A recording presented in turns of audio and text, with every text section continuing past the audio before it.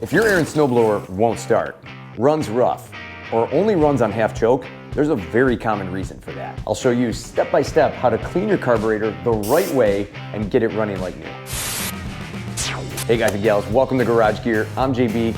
Just so we're clear here, these instructions will be good for Ariens Deluxe Snowblowers, as well as other models with these LCT 254cc engines up top. Now, I'm gonna go out on a limb here and say that the root cause of your snowblower not running right is the fuel sitting in your tank. That being said, it's gonna be a great idea to drain that fuel out and put some fresh fuel in when we're done. To get the gas out, you can loosen the drain bolt at the bottom of the carburetor bowl, take a 10mm socket, and remove it, and then funnel it into another container. I'm using a Forma funnel here to drain the fuel out and dispose of it later. And to help this video get some fuel with the YouTube algorithm, would you mind hitting that like button?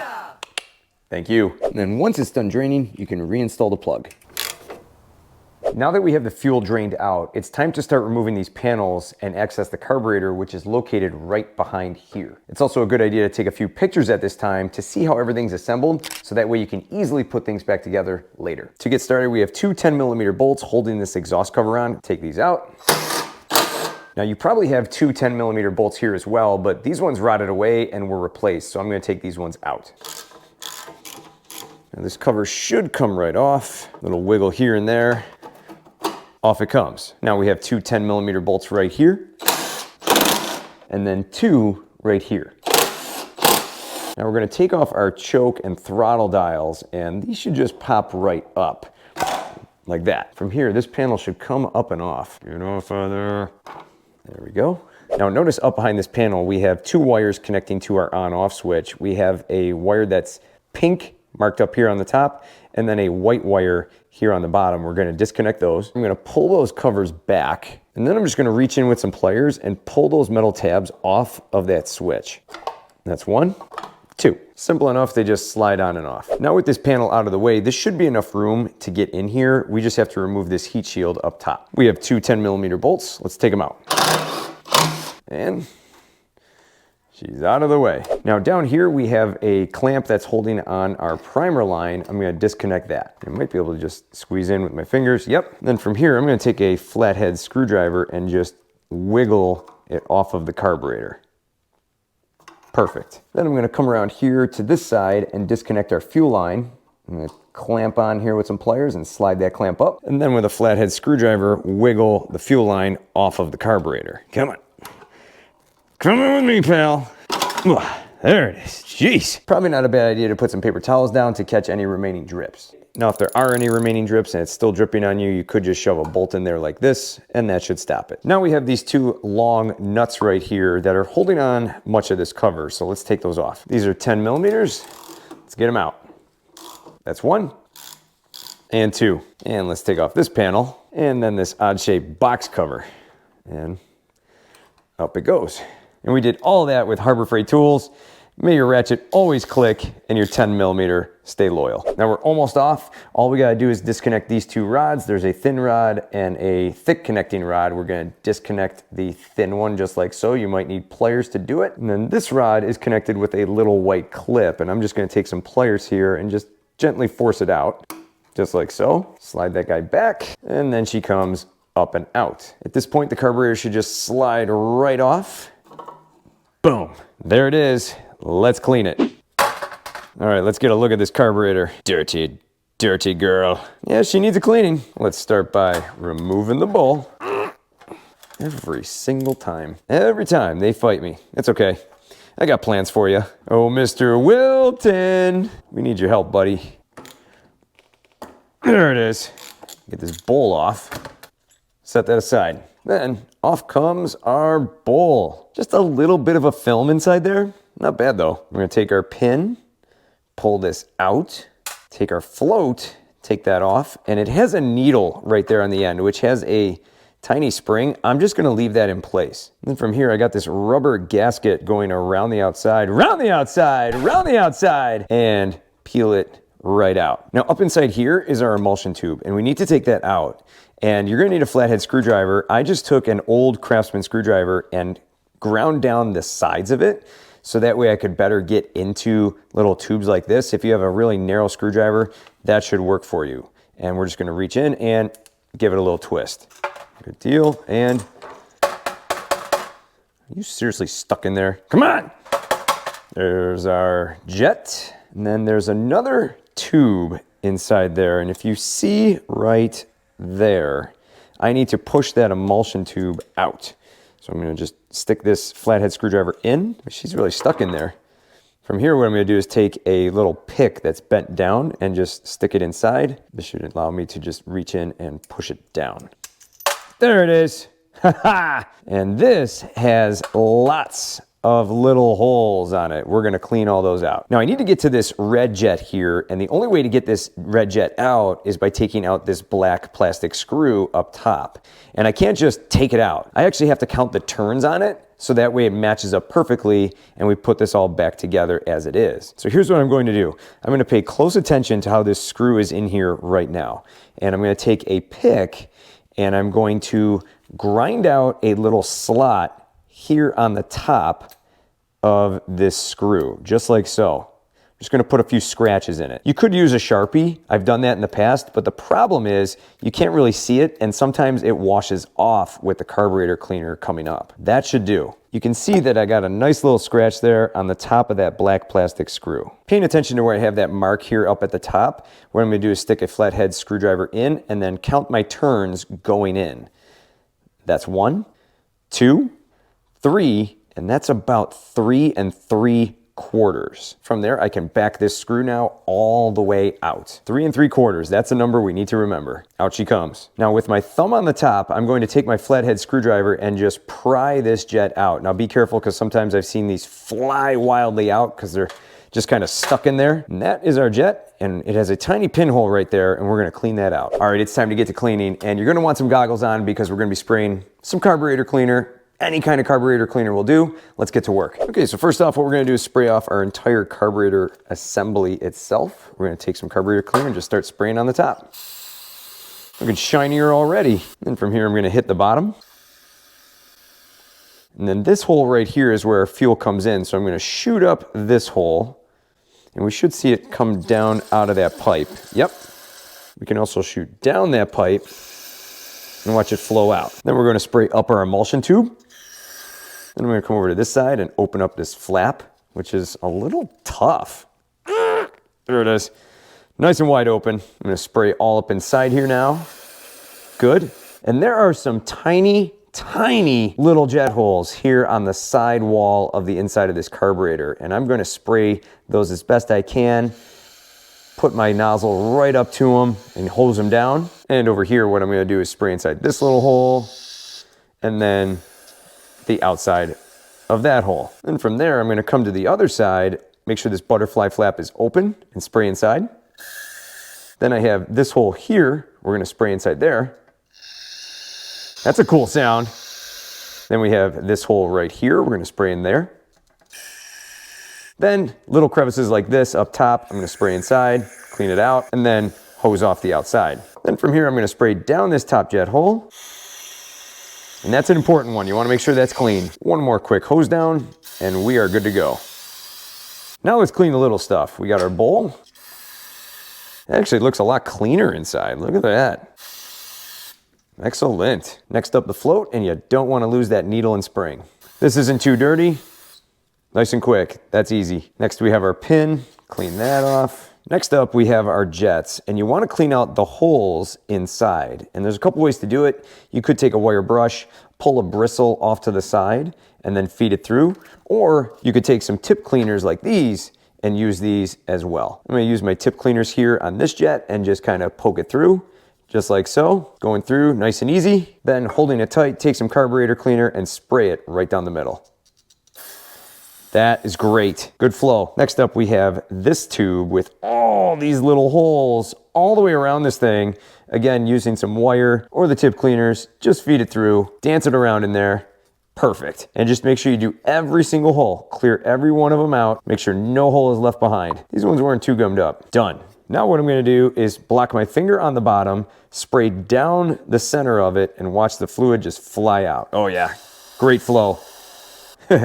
We're nailing the cardboard there. Next up, this top jet, and it has a very tiny hole. You're probably gonna need a wire brush bristle to get in there. I'm just gonna feed it through. This may be hard to see, but I'm just poking around inside, wiggle it around, all good. That's it. That's all we need. Now this is kind of controversial. This is a rubber bowl gasket. What I like to do is just quickly hit this fast.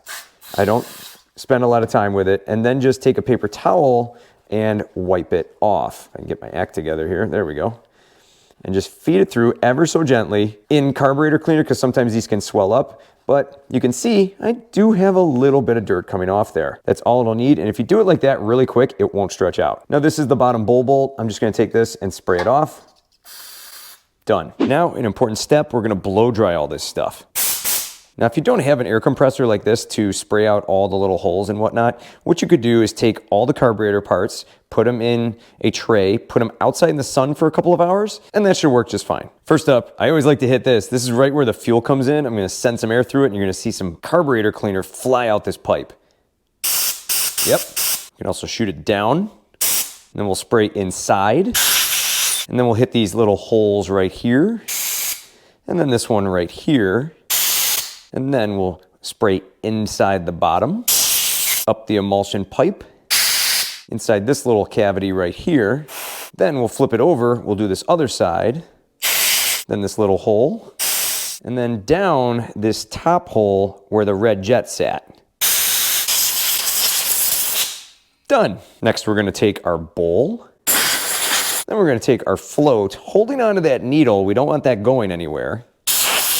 Then we're going to take our tube that we cleaned out all the holes on. We're going to spray right up inside that. Then our main jet. Then our little red top jet. We're going to spray up that little hole right at the bottom. Pin. And our bowl bolt. Now it's time to put all of this back together. Now we're just going to do basically everything backwards. We're going to take that top red jet, which looks a lot cleaner. I'm going to stick that right in the top and push it down hard. Actually, might not be a bad idea to get some pliers up on that and just press it in. That's even better. From here, I'm going to take my black plastic screw and thread that right back into its hole. Take a flathead screwdriver and just crank it all the way down. And ideally, that mark that we left on the screw should be pretty much where we put it all the way into, which is right at that 3 3/4 mark. And that lined up perfectly. Now I have this all the way in. I'm going to back this out. That's our 3/4 right there. And then 1 3/4, 2 3/4, and 3 3/4. That mark is now right on the top, just where I want it. Perfect. Now from here, we're going to take our rubber bowl gasket. We're going to slip that right back into this ring, press it into place. Don't you frustrate me. Good deal. Next up, the float. Drop it like it's hot, right in its spot. Then take your pin and lock it down. We're going to insert this from the side all the way through. Center it, just like that. Looks good to me. Should have a little jiggle to it. Yeah, baby. Then from here, we're going to take our tube. You have a narrow end and then a fat end. The narrow end goes in first, drop it in, and then take your other jet and drop that in. We have to give it a little push with your screwdriver. And then just snug it down. You don't got to over tighten this. You don't want to strip that. And then that'll do. Perfect. Now, when we see the carburetor on the engine, we're basically going to see this tube right here that connects up to our primer bulb. We want the bowl to sit right about there so that way we can access our fuel drain. So that should do. Right around there is good. We're going to take our bowl bolt, insert that in the bottom, and tighten it down. Ratchet it on, 10 millimeter. Still loyal to me. Good. That is now all set to go. Let's get this back on the snowblower. We're gonna guide this guy back on like so. Push it all the way up against it. Now we have our 2 linkages, and we're gonna get this big one back into place, and then press this white clip back on. Then we're gonna take our thin linkage and get it right inside this tiny hole. Done. We're gonna take the carburetor, push it back, take our partial box, slide that up and over, and then drop this down and slide it onto those bolts. Then I'm going to take this small panel here and put that on, and then thread on our long nuts here. Get them snug. This should hold everything in place for me. It's always good when you're on tight mode. From here, I'm going to take my bolt out. Might get a little squid of gasoline. And out she comes. Oh, not bad. And then reinsert that on the carburetor. Push it all the way down. Then take your pliers and slide that clamp back into place. From here, I'm gonna take my heat shield and pull that back up into place. There we go. Thread in my bolts. This one's a little tricky to get in there just because you're kind of going underneath the gas tank ledge. Great, now we're gonna move our panel back up into position here. I have to connect my wires here, and my white one goes on the bottom and my pink one goes on the top. So I'm just gonna reconnect those exactly where I found them. You should hear just a little click, and the top one, done. That's back on. Also, do not forget to connect your primer tube. We're gonna insert that all the way up and then take our little clip and then work it back up into place. And from here, take this hole and you're gonna work it up over this long stem of this choke lever. We're gonna just work it into place. Oh, come on, baby, work with me. Up and over. Then from here, we have these two holes right here. Line up my holes. Come on, baby. Find the hole. Good deal. And the other one, okay. Worked it into place. Then we have these two holes lined up, and we have these two stubby screws going in. Now I'm gonna send these ones home. And then these ones right here. Take my throttle dial, put that back on, and then my choke dial, put that back on. All works good up here. Last panel to go back on is our exhaust cover. I'm just gonna work these bolts on the front end first. And then if you squeeze this exhaust cover, it kind of opens it up and wraps it around this panel up here. That's now in place. Now I'm just gonna get my other bolts in, send those home. And then I'm just gonna tighten up these bolts here on the front. Voila. Let go. Voila. Let's bring her back down to planet Earth here. Now we're gonna fill her back up with some ethanol-free fuel. Great. That'll do. That carburetor's been fully cleaned out. It's all reassembled. So if you're ready, I'm ready. Let's go fire it up. Switch it to on, choke it, prime it, and pull it. Yeah, baby. Turn that choke off. Right on. Let's start right up. Nice and smooth too. Let's put a load on it, shall we? Not even slowing down. Excellent. This baby's ready for more. Throttle it down. Oh, that runs great. And off. That Ariens Deluxe 28 starts right up and runs great now. That whole process took less than an hour to do, and this procedure should clear up hard starts, a rough running engine, and a snowblower that only runs on choke or half choke. Now here's a few other tips and tricks to help you out with this procedure. First, if your old gas is looking as dark as maple syrup and you need to dispose of it, here's a few things you could do. You could try taking it to a household hazardous waste drop-off or ask a local recycling center. Some municipal recycling centers accept small amounts of gasoline or can tell you where to take it. You could even ask auto shops or small engine repair shops. Or you could be like me and the garage geezer and make a mega bonfire. But be careful. Now, if you don't have the proper tools and aren't up to the task of cleaning the carburetor, you could buy a new one online for cheap, but buyer beware, you must check your model number to make sure you're getting the correct one for your model snowblower. And on some of the cheaper knockoff carburetors, I have seen some of their jets not fully bored out correctly, and they ran rough because of it. They just didn't run quite right. If you buy a brand new one, I would strongly recommend buying a OEM carburetor to match your model. I'm just a big fan of using what I have and cleaning it. And most of the time, a can of carburetor cleaner will get it done. Now, running ethanol-free gas and draining the fuel out at the end of the season can save you a lot of headaches. You could take your chances with fuel stabilizers, but I have several videos now about snowblowers not running right with stabilized fuel in them. I'll have them linked below. And I'm sure this will start some controversy in the comments. In my experience, ethanol-free is the way to be. You can search ethanol-free near me on Google and find some pumps near you that may have it. If you can't get your hands on ethanol-free fuel and you need to go the stabilized fuel route, I would still drain the stabilized fuel out at the end of the season. Just save yourself the headache later, and you probably won't have to do a procedure like this in the first place. Well, I just top it off and tuck it away at the end of the season, and I don't have any issues. Hey, if it starts up next season, you win. But if not, carb cleaners on aisle 3. Getting the gas out at the end of the season and running ethanol free will keep your snowblower drama-free. Now, if you're interested in learning how to prevent rust and corrosion on your snowblower, be sure to check out my full snowblower rust proofing course, linked down below in the description. If you want to be part of the tribe, subscribe, and for more cool garage gear content, click or tap the screen right here. Thanks so much for watching, and I'll see you in the garage.